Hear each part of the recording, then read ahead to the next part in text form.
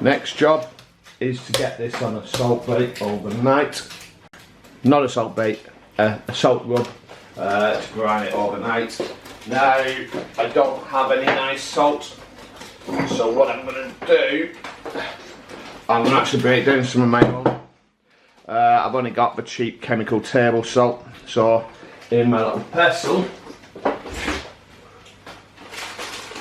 I'm going to put some cautious sea salt.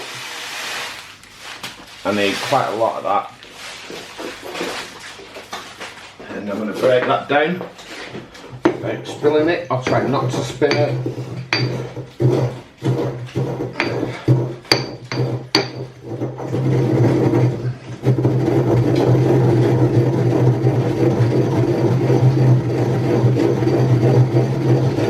So, of course, it's got much nicer flavour to it. Better than the chemical salt you buy now. Chemical salt's alright, you know, put it on chips, that's fine, but if you're gonna baste, if you're gonna brine something and dry brine it, then the better quality salt, better flavour overall.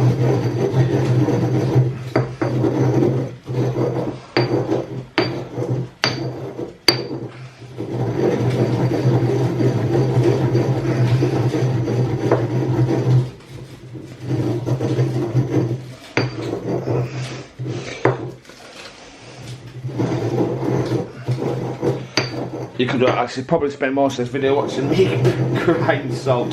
Sorry. Right, so there we go. That'll do for now. After that,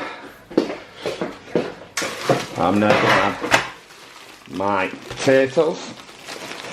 The best thing about a roast dinner, and particularly some, you know, if you're doing a big roast dinner like a New Year's Day or Christmas dinner, you can do loads of it the night before, do all your prep, could even do half the cooking in some cases. I know my Christmas dinner, all that's left by the day after really is to cook the roasties, mash and the meat.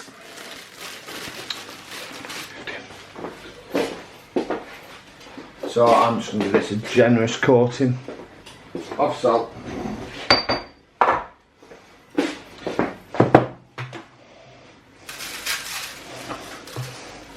It's not really well grounded, but you'll do.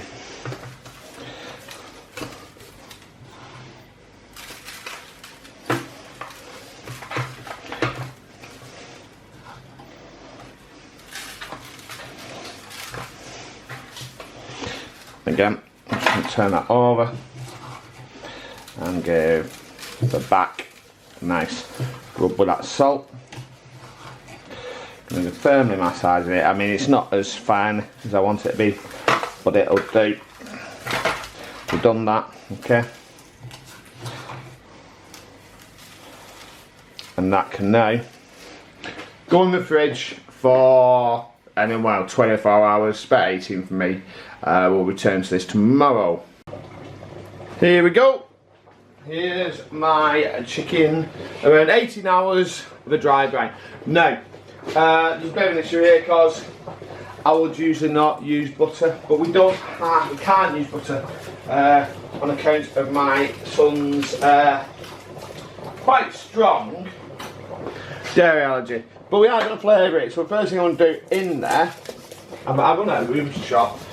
The first thing I want to do is get a whole bulb of garlic, okay, bulb of garlic. I'm going to slice the top off and I'm going to jam it right in there. There's no room for an onion, but what there is room for is, have I got one somewhere? I've got one somewhere. Sorry, there we go. What there is for is a lemon juice that adds a lovely kind of acidity to the gravy. Okay, there's plenty of salt on that. There's been plenty of salt of it, so I don't really want to do any more. So all I'm going to do is sprinkle with pepper, okay. Now, I would usually use butter, like I say, okay, but we're not doing today. Could use olive oil, but I don't have olive oil. Can't get olive oil. So that's how it's going to go in, but usually I put a bit of olive oil on there. So actually what I'm going to do instead, just a little bit. Now I've got some vegetable oil to the side. Okay, so I'm just going to put that, and what that does, that helps to crisp up the bird. Okay, that's going to go in. This is around 2 kilos, so it's about 1 hour 50 minutes. I do know by time, but generally if you're buying a chicken in this country, it does have cooking times on it, and generally those are very good. So that's going to go in an oven for 1 hour 50 minutes. After 20 minutes, I'll show you what we do next. Okay, now you can see that's obviously not cooked. But what I'm going to do, I'm going to add a little bit of water to the pan. Now what this is going to do, this is going to help me create a bit of a stock. Now some people just wait for the fats, that's fine. Parents have to do that.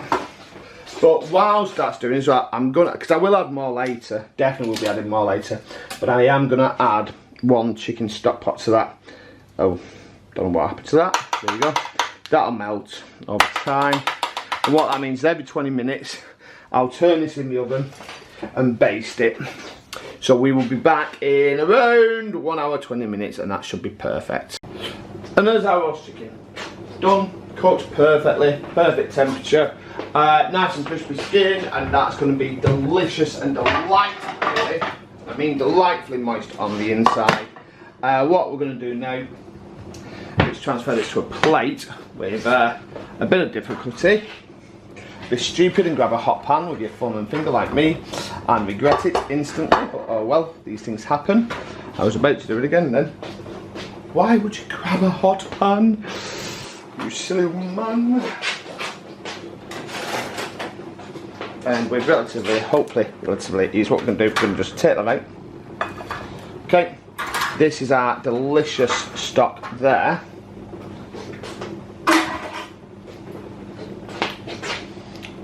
So we're going to take, don't know if you can see that.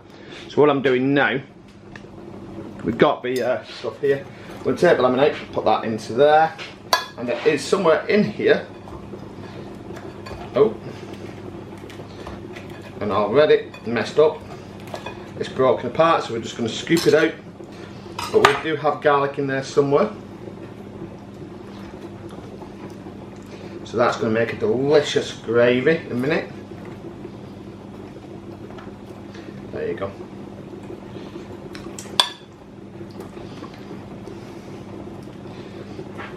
And what we're always going to do, and move that once to one side. Okay.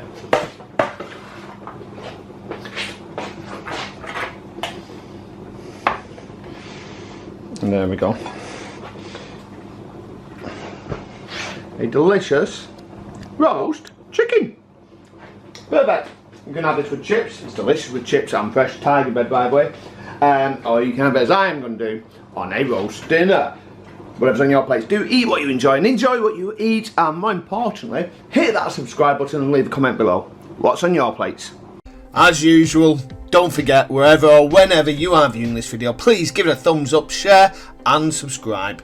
Click the links to the right to see some more of my beautiful, delicious recipes.